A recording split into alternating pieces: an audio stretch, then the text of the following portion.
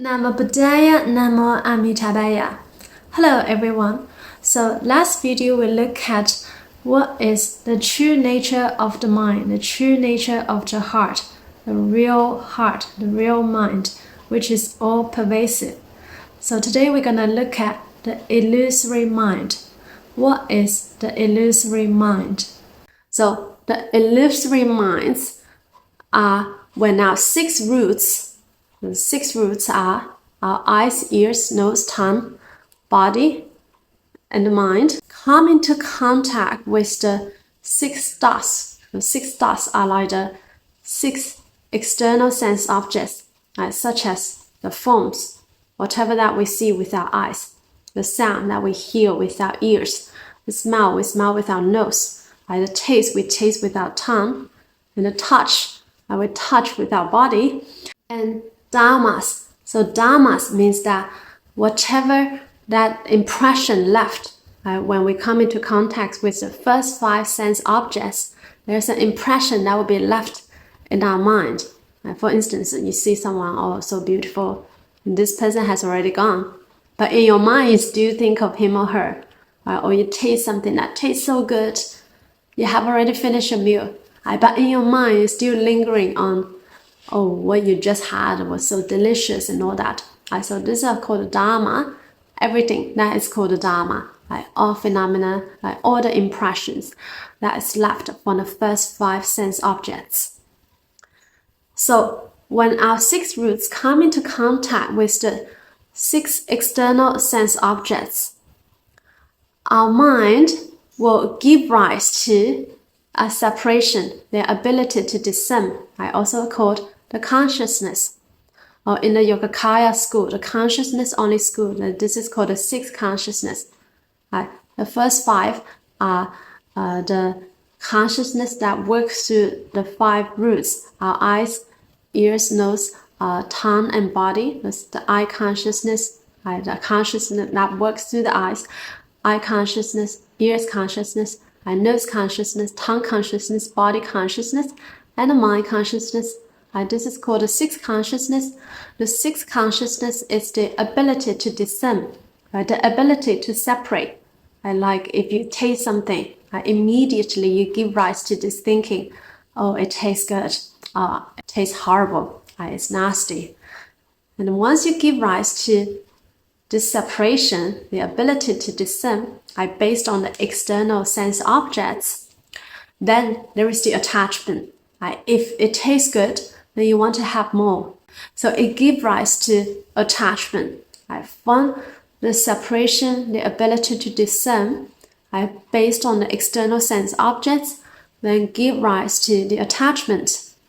In the consciousness only school, the Yogacara school, the seventh consciousness is also called the Manas Vijnana.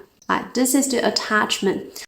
And everything, this separation, attachment, all these impressions will all be stored in the eighth consciousness, the alaya consciousness, the storehouse consciousness that store all our past impressions, which also form the seed for future karma.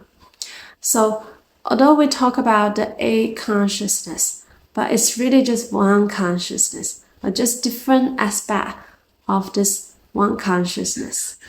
So what we call the illusory mind include our feelings, our perceptions, our thoughts, likes and dislike. Oh, I want to have this, I don't want to have that, and attachment as well.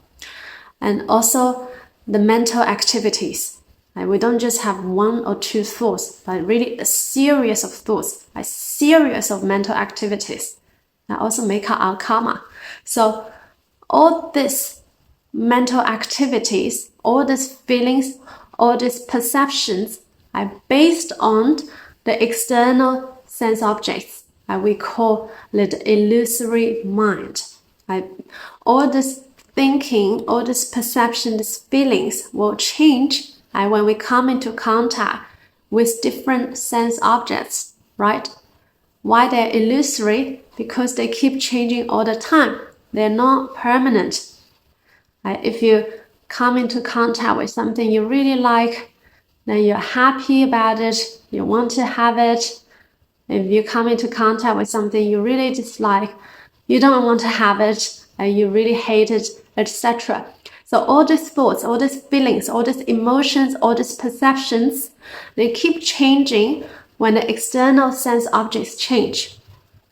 And because of that, this is what we call illusory mind.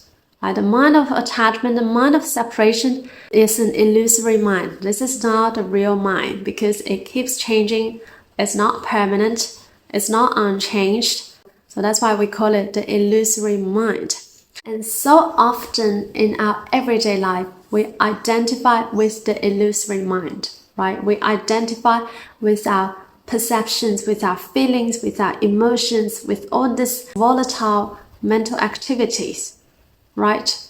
I think about it, how you function in your daily life are largely based on the illusory mind, right? Because we identify with the illusory mind, so we suffer. Right? It gives rise to suffering, right? Because there is attachment, there is separation.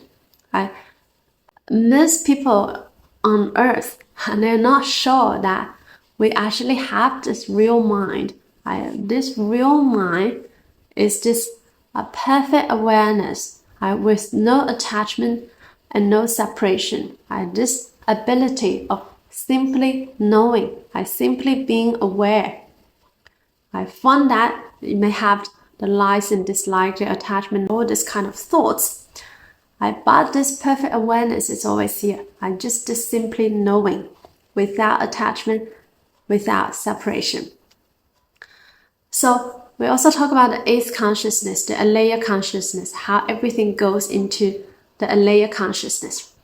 The alaya consciousness is not the ultimate real mind yet, because it still contains attachment, separation, it still contains delusions. I will talk about how it stored all these impressions. But the alaya consciousness is also not complete illusion. Like the Buddha said in the Surangama Sutra, this is like the second moon. So in the Surangama Sutra, the moon is the metaphor. The real moon, the full moon, is like the Buddha nature. This perfect, all-knowing, all-pervasive awareness. And then there is the second moon. The second moon is like when our eyes look into the sky. We look at that for too long. We feel tired. We roll our eyes, and then we see the second moon. The second moon is not the real moon yet. It's close. It looks like the real moon. And then there's the shadow of the moon. The shadow of the moon is just an illusion.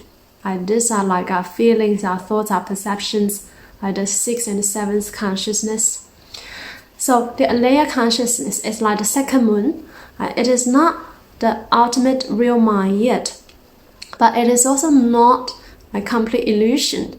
It shares the same base as the real mind. When one becomes enlightened, one purifies the alaya consciousness, and it will be transformed into the perfect mirror-like wisdom when we can let go of all our attachment and separation. So like a mirror that clearly reflects everything, and whatever object that's put in front of the mirror clearly knows, clearly aware, clearly reflects, clearly understands. But the mirror won't go like separate or label. You're tall, you're short, you're beautiful, ugly, you're fat, skinny. And the mirror doesn't do that. There is no judgment, no separation, and also no attachment. The mirror won't go like, oh, you're tall, I like you. Or you're short, I don't like you. There is no attachment like that. So this real mind is like a mirror that clearly reflects, clearly knows, but without attachment, without separation.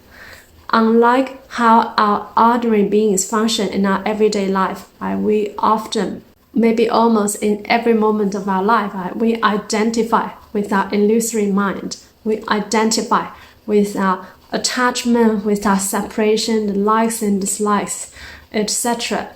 So because we identify with all these illusions, and that's why we suffer, because we are attached to things which are just impermanent in nature, and there's also the separation. So we shall not identify with our illusory mind. Of course, it's not easy to do that, right? Because our attachment, our separation is very strong. Right? Even if for us to understand this in theory, we cannot really always embody in our real mind in every moment of our life. This real mind needs to be realized. It is not just something to understand in theory. Only when we can let go of all our attachment, our separation, and have completely transformed the illusory mind, then we can realize the real mind, the real heart. Even just to let go of the attachment to the body. If you can let go of the attachment to the body, this body is also temporary, right? This is not the real self. If you can let go of the attachment to the body, then you can become enlightened at the stage of a stream enterer. At the first stage of enlightenment in Theravada Buddhism, and for an Arahant, at the fourth stage of enlightenment in Theravada Buddhism, they let go of all the attachment, except they still have the attachment to the Dharma, and they still have separation. For bodhisattvas, the higher level of the bodhisattvas, the less separation that one has. At the level of the Buddha, and one realizes perfect enlightenment with no attachment and no separation. This is indeed the most difficult thing to do on earth. Because we're not enlightened yet, which means that we're going to have the attachment and separation. When we give rise to attachment and separation, we can just be aware that, oh, these are just illusions. I should not be identified with them.